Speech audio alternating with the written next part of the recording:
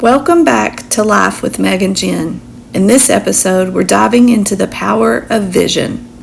How writing it down not only brings clarity and focus, but ignites passion and helps us wait well. God gives each of us a unique vision that's tailored to who we are and where He's taking us.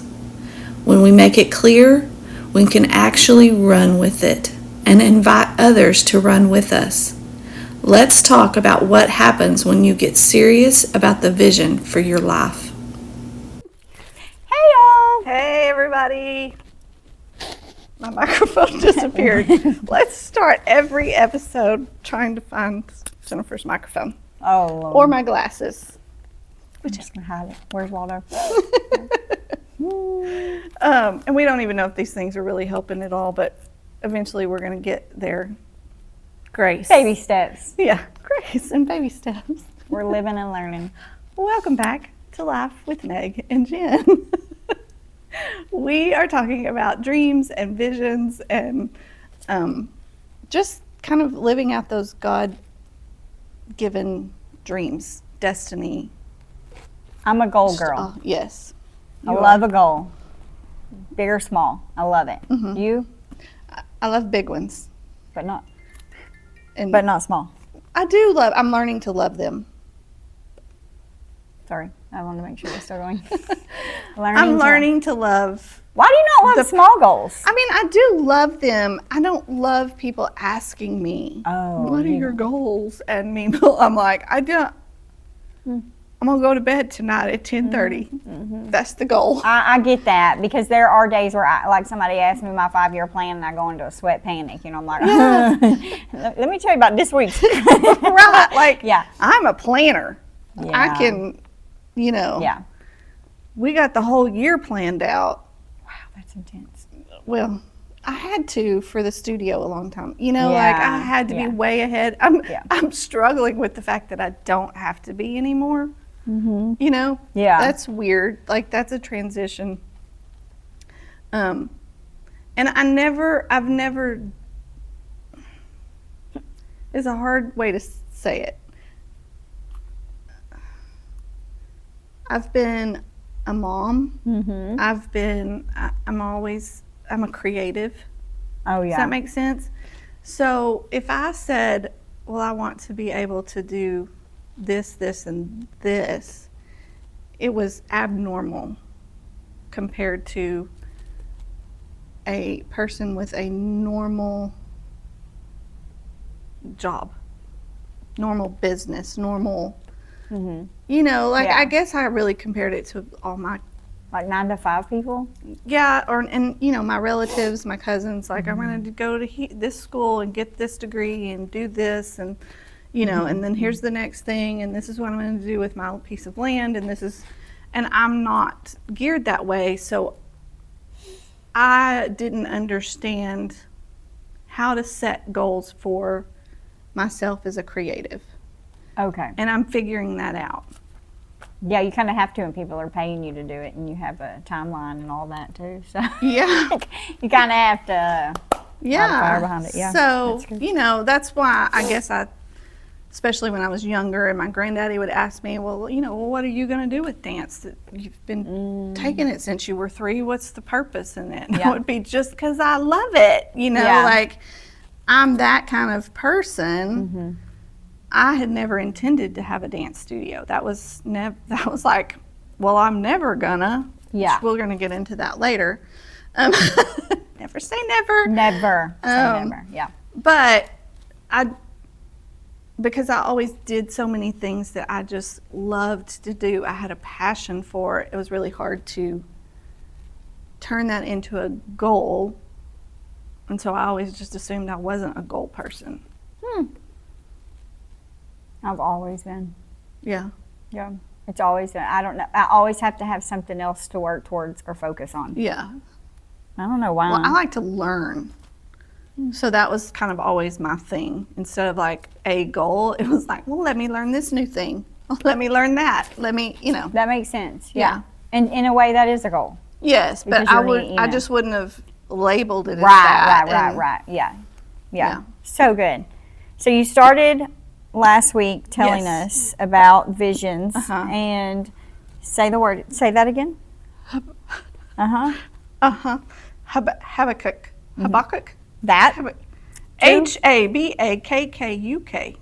That one. 2:2. I'm gonna learn it. I'm gonna learn how to say these. I need to find somebody that actually knows how to say it. The podcast. Okay. Okay. 2 and 2. She said that's where we were at. So the just live by faith. Then the Lord answered me and said, "Write the vision, make it plain on tablets, that he may run who reads it." For the vision is yet. Okay, we didn't go to that one. Okay, so 2 and 2. That was all we had. So it was write it down, make it plain and clear for everyone else to understand, that who may run. So if somebody else reads it, they know it's very clear and they run with it. So just like here at Broken, we had said, like, if something happened to me, this Jen would know exactly how I ran it, how things. And it was clear, it was plain, and she could run with it. So love that. Went into my notes, and it goes into saying that visionary is a leadership trait. So when you have a vision, you have a leadership trait. Leaders and men and women of prophetic vision who have a heart to receive and believe that God-given dreams are possibilities. It went on farther and said that that person, Habakkuk, directs that vision to be handled according to certain principles. If people are to embrace it, the vision must be written. So you need to write your vision down, be clear, so you make it plain, be motivating to those who read it. So people around you, you need to motivate them, let them know, and encourage them. So then they may run with it. Otherwise, leaders learn that vision must be received with patience. Wait for it, have an appointed time, and then sometimes it is often delayed if tarries, but its fulfillment will be certain. So I think that, like you said before, vision boards and manifesting and everything can get such a twist and an ugliness, a worldly thought and vision about it, or thoughts. I think it's something very godly that Satan perverts very easily. Good way to put it. Yeah. I think a lot of they're everything. Is, everything. So yeah. But especially that. Love it. So I'm sure a lot of you are really like, okay, great. I need a vision for my life. How do I kind of go? Yeah, I still tell people, I don't know what I want to be when I grow up. Yes. And see, I really am that way because I like to learn so much. I'm like, we could just change all the time. But there is a book called One Word. And it's about doing your God word for the year. There's also a lot of people that teach about word of the year that has nothing to do with God. But I want God's word for me for the year. But anyway, there's a lot of ways in there that they talk about getting your word for the year that I think apply for really asking God to give you vision for your life. And so one of those is to create clarity, passion, and life change. Well, that's what a vision does for you. It creates clarity, passion, and life change. It kind of helps you shift into, who you're supposed to be, who you're walking out, the person you're supposed to, be. It can help you find renewed purpose and meaning in your life. So when you really have that vision, it does give you a purpose. And I mean, just even recently for us, when we went to the boutique summit, which we haven't talked about on here, but if you are part of our community, like on Broken Boutique, then you know that we went to a boutique summit. But don't you think that helped kind of narrow things down, gave you more of a laser-like focus, and it really renewed your purpose. It helped you go light that fire. Yeah, because you were more tuned in and keyed into the vision of what you want Broken Boutique to be. Definitely, yeah. And so even though you've had this vision for almost 10 years, you know, you have to step back and go, okay, God, where are we now? Yeah. And kind of narrow that down. But, so here's some things to do. You need to look in and prepare your heart. So spend time with God in the Word, just finding those quiet places. You know, it's weird, but for a lot of my time when I'm trying to really like slow down and hear God, especially on something like this, I'm either like doing some kind of painting, kind of almost mindlessly. I don't have to think about it too hard, or cleaning. Yes. Same with the cleaning. Yeah, Yes. but I can hear better. Yeah.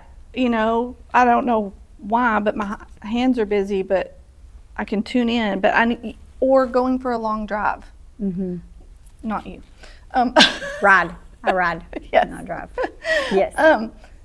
But those are things that I do that I can really, it prepares my heart. It finds that quiet time for me to be able to receive. And so find time to do that, separate from your quiet time with God, even.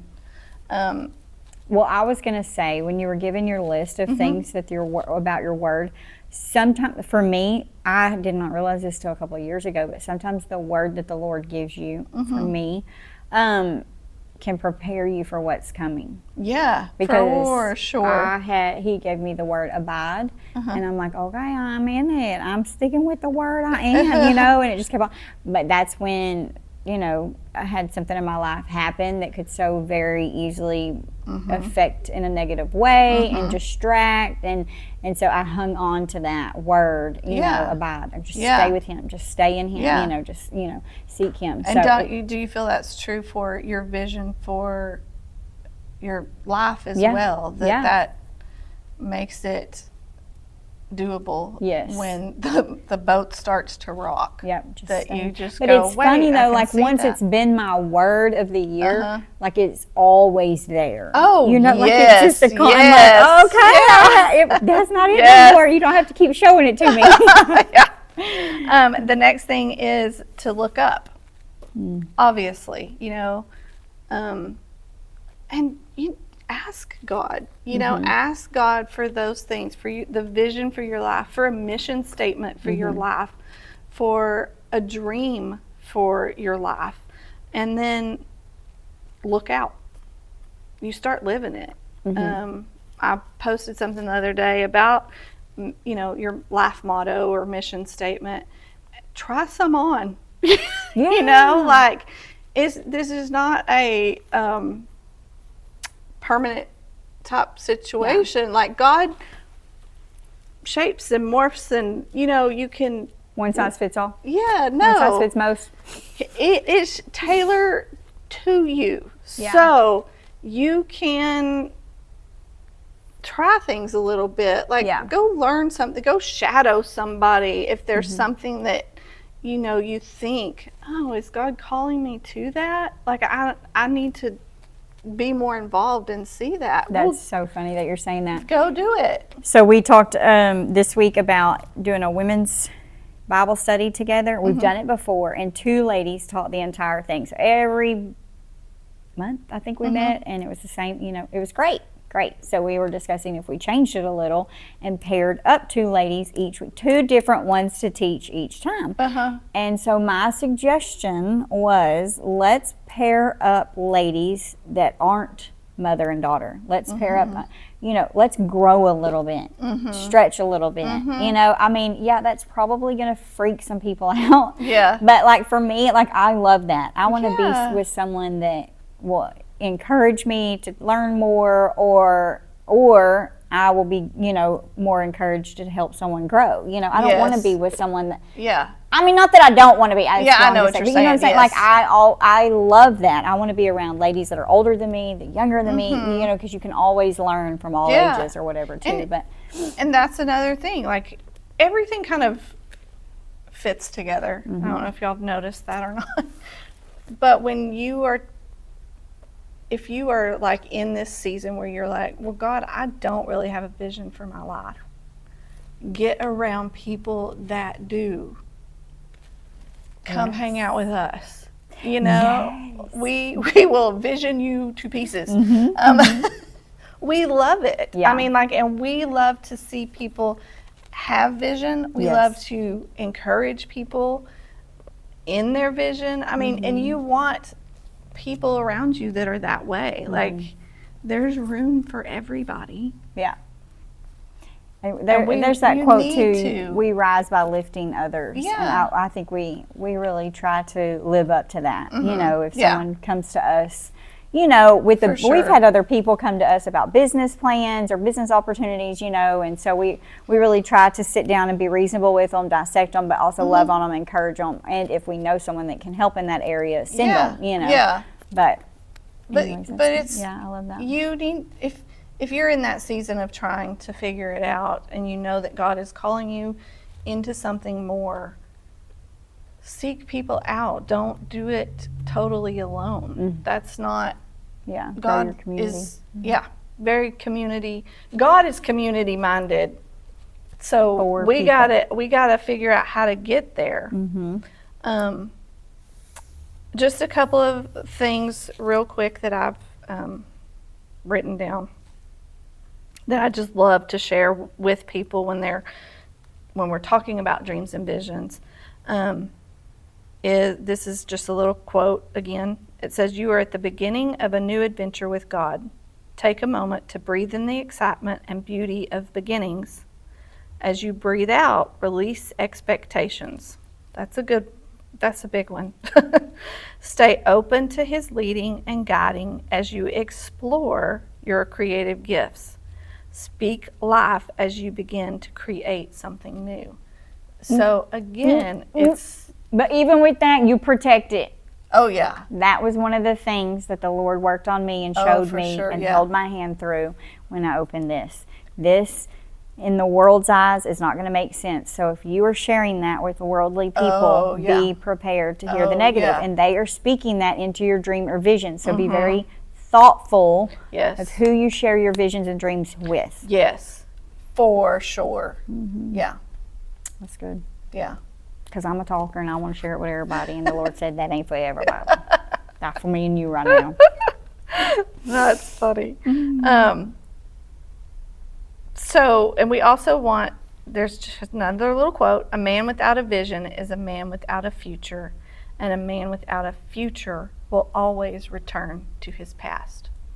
So we need to make sure that we have vision to go into the future. That's good. I'm going to need you to send me a picture of that one. My husband said he don't do that. Oh, what's your goal? I don't have a goal. I'm like, really? Well, my goal for you right now is finish that house. So that's one goal, you know. But that's so good. I think about that too. Like if you are one trying to release yourself from an addiction, a lifestyle, whatever, you need to focus forward. Pick something, a dream, a goal or something, and work towards. Not so you're not going backwards. You're not going back to that same. You always, I mean, because you're saying like an addiction or something. I'm just saying something you want to let go. You need to let go of. But you hear all the time of people saying, well, they're still living back in their high school glory days. Well, let's make sure that we have glory days in the future, you know, and that means having vision. So if you're just enjoying, you know what I'm saying? If you're just so into your season right now, because let me tell you, there were times at the studio that I can look back and I was like, oh, those were the good days. Those were like the big, you know, we had this many students and we were doing this and we were dancing at a new church every weekend and da-da-da-da-da. But really, every day was a glory day. Yeah. Because I was living out. Doing what the Lord had told us to do. Yeah. So that's, you know. So good. You gotta have a vision for the future and keep moving forward. Love it. So we'll see you guys next time. Bye. Thanks for joining us today. We hope you're leaving inspired to write the vision down and start running with clarity and confidence. Remember, God's plans are tailor-made for you. In our next episode, we're continuing the conversation on vision, but with a new lens, perspective.